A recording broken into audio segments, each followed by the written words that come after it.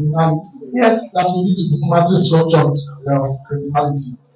But I do not think people actually understand how significant it is. And you too, because I think in Nigerian politics, they see you as a very calm person who is not probably willing to take risk.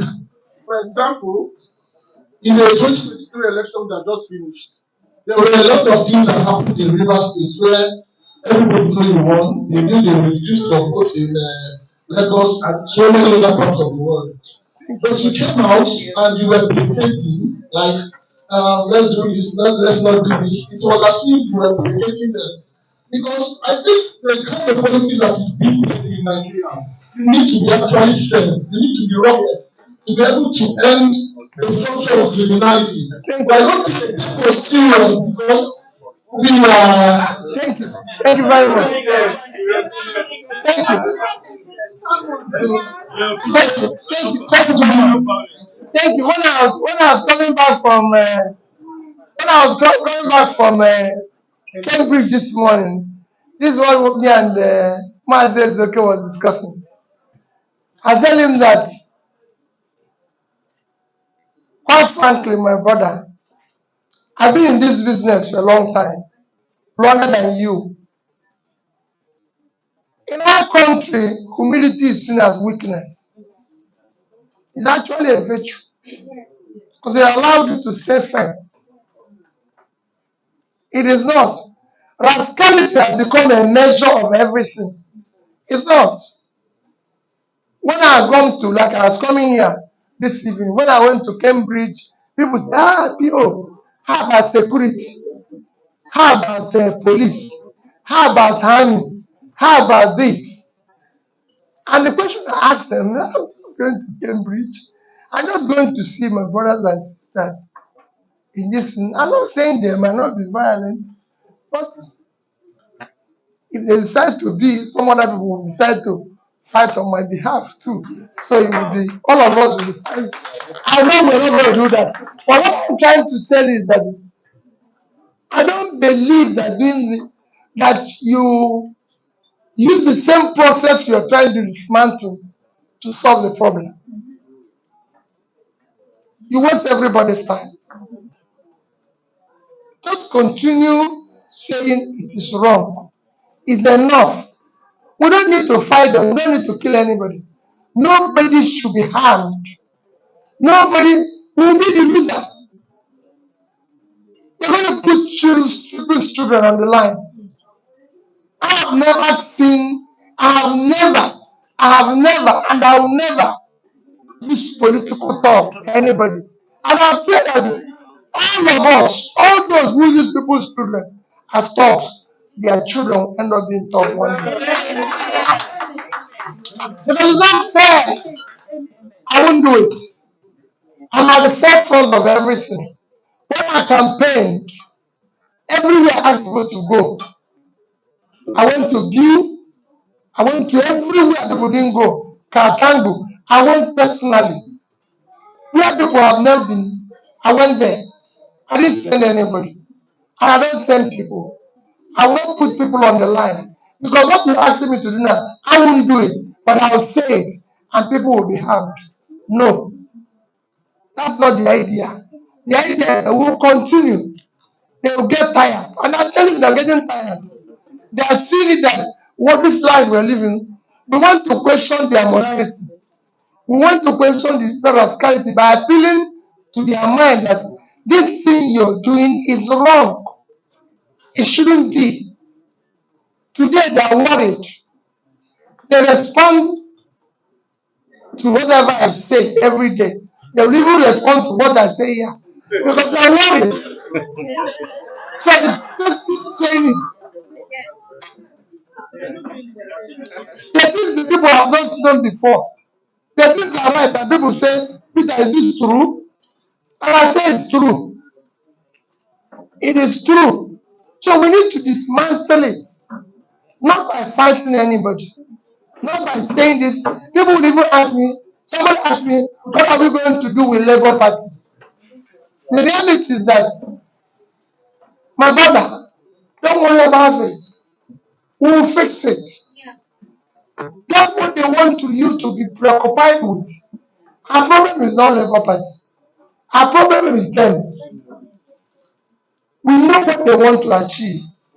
That's not what I want to do. They want us to be occupied by the Labour Party. If Labour Party is not performing now, will you reduce the price of Gary? No. Let's deal with the cost that they are driving us. Let's deal with issues that are concerned us, not party, not any sentiment. If we get it right, I can assure you, all it requires is anywhere exchange, one leader who is committed.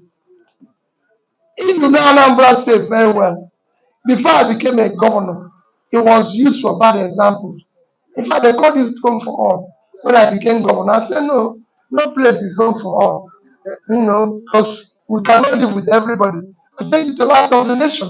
I said, everything we touch, we must be number one. I became number one in Njenje. And the records are there. I wasn't in Anambra State. People used to say, hey, what is wrong? This man, he doesn't even argue with anybody, doesn't even talk.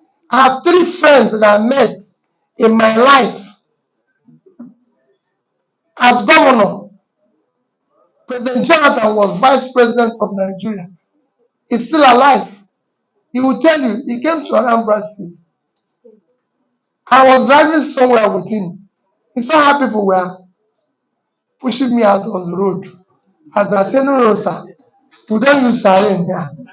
When big men are there, you clear the road. It wasn't bad. We need to give chance for big men to pass. It didn't stop me from being governor. I went to church. They saw where people took seats that was kept for governor. And they said when he comes, he will sit at the back, and I go and sit at the back. Because church is church. God doesn't pick people from front. It's only our imagination. When God comes, He gives us who are clean. So there's no choice. Those ones are for us. People saw some things. So for me, we must also change. People were asking today, what do we do? I said, we have to look at our character. People who are competent, people who have this, to be able to change. Those of you who have lived here, have seen better life, better behavior, better everything, please come and impact it on us. Don't come and become the same thing, come from London and come and be saying, you want to be the chief, you want to be this. No. The change will come with you. It will come with me saying, this is not how people live. People don't live. You don't live by when you go to a village, everybody's poor, you're rich. But you're a threat. Become a threat to you. So we dismantle it. Not by fighting them, not by quarreling with them, but by asking them simple questions. There are things that I've asked in this year's budget. People are looking at wise. And I said to them, we don't have a national budget, for example, a national library. And our budget for national library is 980 something million. How come you will put a 15 billion for library for National Assembly? What about thing is this? So people, it just keep questioning. I asked the people in Cambridge, I said, when Boris Johnson had COVID, where did they take him? Huh? St. Simon. If you're sick, would you go there? So, why are we going to have a national hospital when we budget? No. In a national hospital, it will shock you that the National Assembly hospital have more budget than than University of Lagos. I want you to quote this. University of Lagos Teaching Hospital, University of Osoka Teaching Hospital. No. Sorry, let me start again. University of Ibadan, UI is number one. Has more than UI, Nsukka, University of Nigeria, Nsukka, Ahmadu Bello, Ilorin, Maiduguri, and Uniben put together. So, no, they're not, you know, as I said, it's not five. It's something you sit down and read. We have a national hospital, which the budget is not up to 10% of Asarok Hospital, where they kill one person. So, and the same people don't use it. So it's the quiet. We are not going to fight them. We bring them. Bolale asked me one question. I said, Bolale, people don't know what I want. When you go back, I said, Peter, why are you going all over the place talking this type of thing you're talking? I said, it's on the budget now. I didn't say anything. I just say what is in the budget. And that is it. You can read it. It's open for everybody to see. No other person, no people reason like that. Because I've experienced it. I had a clinic in my lodge as governor with about 3 doctors and nurses, and I had 2 ambulances. But there was no ambulance in the hospital that is in the same state. And I said, why is there an ambulance here? Why is the ambulance following me in convoy? They say in case there's an accident. What do you mean? The thing is supposed to be in hospital. If anything happens to anybody, it comes. That's what it's meant for. So it is for us to change it. It is the human being, the thinking, that makes people behave like that. And it's corruption.